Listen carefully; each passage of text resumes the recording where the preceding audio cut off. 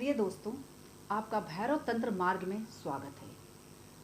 हमारे YouTube channel Bhairav तंत्र मार्ग में हमारे गुरु मुदित मिश्रा जी से आप लोगों की बातचीत होगी इस विषय पे कि साधना के क्या-क्या नियम होते हैं और एक साधक को बनने से पहले क्या-क्या चीज़ों की जानकारी होनी बहुत ज़रूरी है। नमस्कार गुरु जी। तो हमारे प्रिय दर्शकों को बताएं कि जब साधना की जाती है तो स्टार्टिंग से क्या-क्या नियम हमें अपनाने चाहिए? बिल्कुल, आज हम आप सभी को अपने YouTube चैनल भैरव तंत्र मार्ग में आपको किस प्रकार से साधना करनी चाहिए और साधना में क्या-क्या नियम होते हैं, इसके बारे में जानकारी देंगे। तो सबसे पहले हम बताते हैं कि साधना में सबसे पहले गुरु का स्थान होता है। उसके पश्चात भगवान गणेश जी की आराधना महत्वपूर्ण होती है और जो आपके स्थान का देवी या देवता है, उनकी पूजा आराधना करके ही आप किसी प्रकार की सिद्धि या जादू की प्राप्ति कर सकते हैं। अब हम बात करते हैं कि बहुत से लोग साधना करते हैं विभिन्न प्रकार के मार्गों से।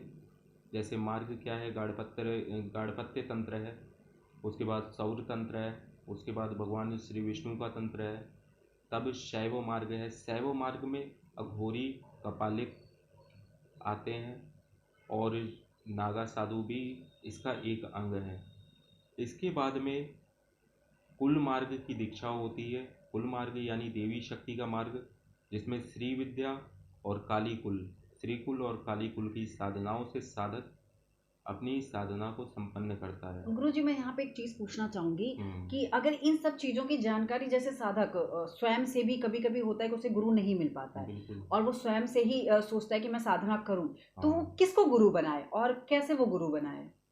देखिए, ये सबसे ज़्यादा महत्वपूर्ण विषय है कि व्यक्ति किसको गुरु बनाए।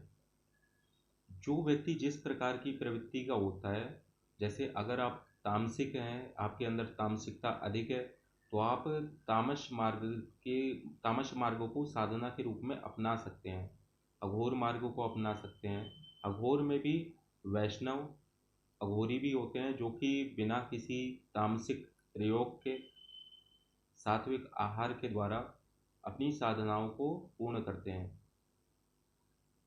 और जैसे कि चलिए ठीक है, आपने बताया उसके थ्रू, बट एक होता है ना कि मतलब गुरु गुरु के रूप में हम एक साक्षात किसी का या तो चित्रण करते हैं या मार्गदर्शक चाहिए होता है, तो हम्म। कैसे पता करें कि किसी हम गुरु बना सकते हैं? जैसे मान लीजिए मैं भोलेनाथ की बहुत बड़ी भक्त हूँ। अगर हम्म। मुझे आज साधना चालू करनी है तो मैं भोलेनाथ को गुरु बना सकती हूँ? ये बिल्कुल ठीक बात है। अगर आप किसी देवता को बहुत ही ज़्यादा मानते हैं, तो आप सबसे पहले उस देवता के मंत्र को किसी गुरु के माध्यम से प्राप्त करिए और उस मंत्र का यथा संख्या से, जिस संख्या में उस गुरु ने बताया है, उसमें पहले आपको जप करना अनिवार्य है।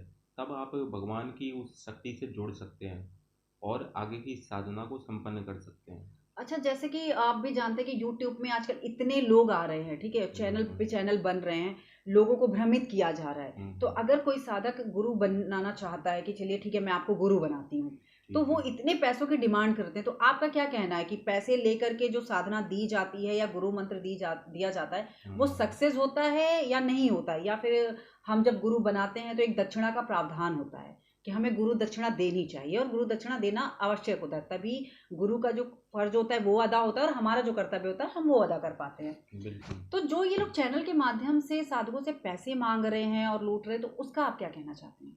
देखिए, इस विषय में मैं आपको बताना चाहता हूँ कि जो गुरु होता है वो भी तीन प्रकार के होते हैं।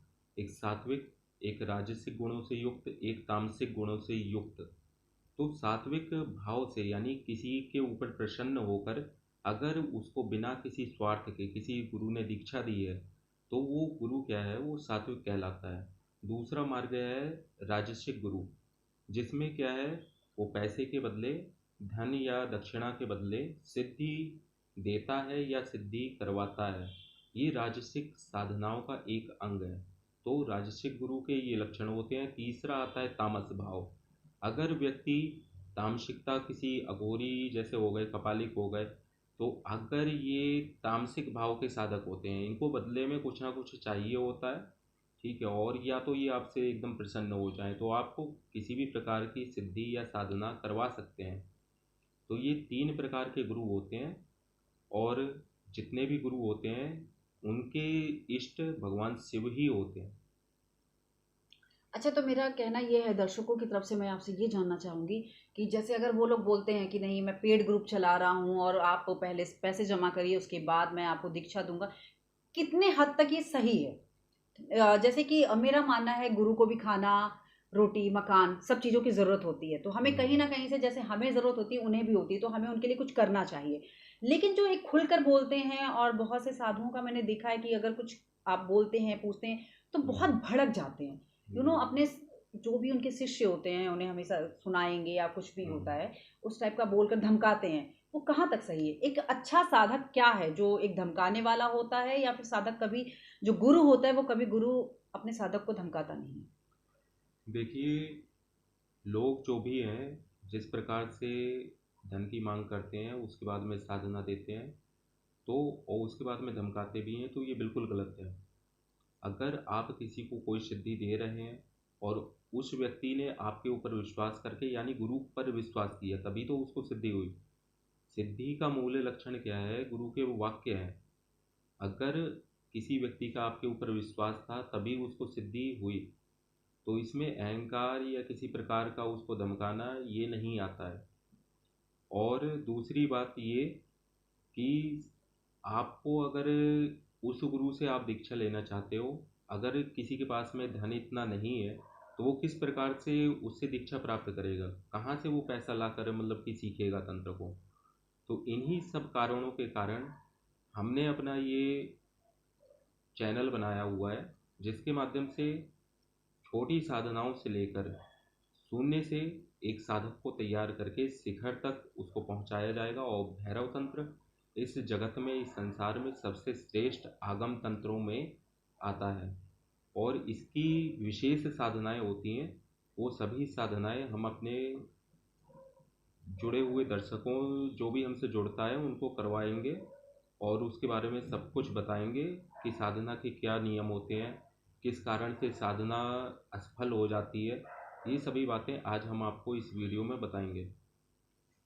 तो गुरु जी, फिर बताइए कि उसके नियम क्या क्या हैं, हम दर्शकों को बताते हैं, चलिए। देखिए, अब मैं बताता हूँ साधना के नियम क्या क्या हैं। सबसे पहला नियम होता है गुरु पर विश्वास। अगर किसी साधक को अपने गुरु पर विश्वास है, तभी वो साधना क्षेत्र में आगे बढ़ सकता है, अन्यथा वह साधना क्षेत्र में आगे नहीं जा सकता।